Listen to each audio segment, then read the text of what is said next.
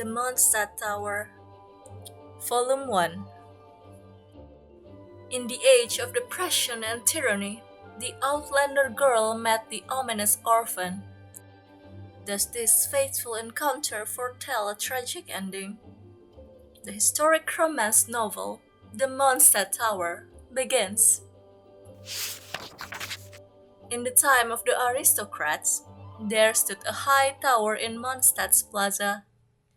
It was built to honor Barbados, the Anemo Archon in name, yet in reality it was nothing more than a flamboyant display of wealth and power by the royal, to gloat over the commoners.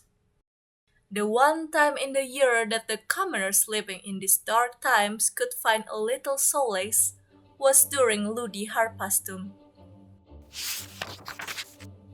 During one Ludi Harpastum, a wandering singer from a distant land arrived in the city. The name of the lass was Ines, and everyone at the festival was enchanted by her stunning beauty.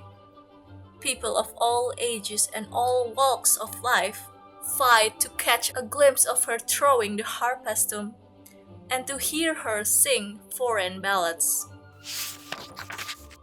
The blessings of Barbados are for everyone. You are only sinful if you are bitter at such a joyous occasion. As she sang these verses, she handed out her earnings during the festival to the poor and orphans in the city. A frail figure stood amongst the crowds. He was the seneschal, and he fell for her at first sight.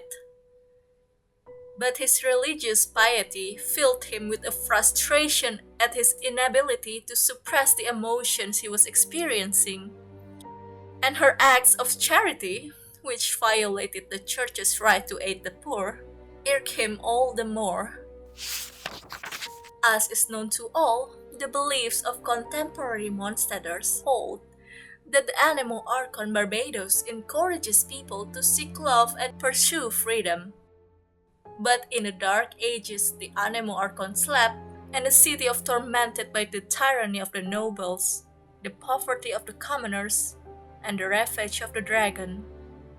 Meanwhile, the self-proclaimed Orthodox Church, a mere figurehead controlled by the ruling class, advocated abstinence from earthly pleasure to avert divine punishment. Under such circumstances, even the harp, which symbolizes the wind, had been restricted to playing only those songs deemed holy. However, the notion of divine punishment was little more than an excuse fabricated by the nobles to conceal their avarice and restrict the commoners. To let her stay in the city is to bewitch all its inhabitants. What wickedness will this witch bring? The seneschal pondered. And so the seneschal plotted to hunt down Ines and to confine her to the cathedral while awaiting further instructions. As per the traditions of the time, the maiden chosen to throw the harpastum should serve at the royal court for 3 days after the celebration, under the protection of the aristocrats. The seneschal decided to send his adopted son, Octave, to sneak into the royal court and abduct Ines. Octave was an unwelcome child, abandoned by his superstitious parents at birth, and later raised by the seneschal. As a child, he was persecuted and abused by the citizens, seen as a bad omen of draconic disasters. The only person who protected Octave was the seneschal, who treated him like his own son and thus won his utmost trust. "Bring the maiden who threw the harpastum yesterday to me. Disturb no one and do not mention my name."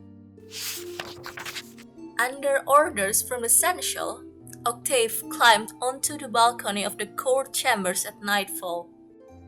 Upon seeing the girl weeping in the moonlight, his pure heart was stirred, for he had never seen such a wondrous sight. He gazed at the girl, leaving his task forgotten. But the silence of the tranquil moment shared by Octave and the girl was interrupted by the servants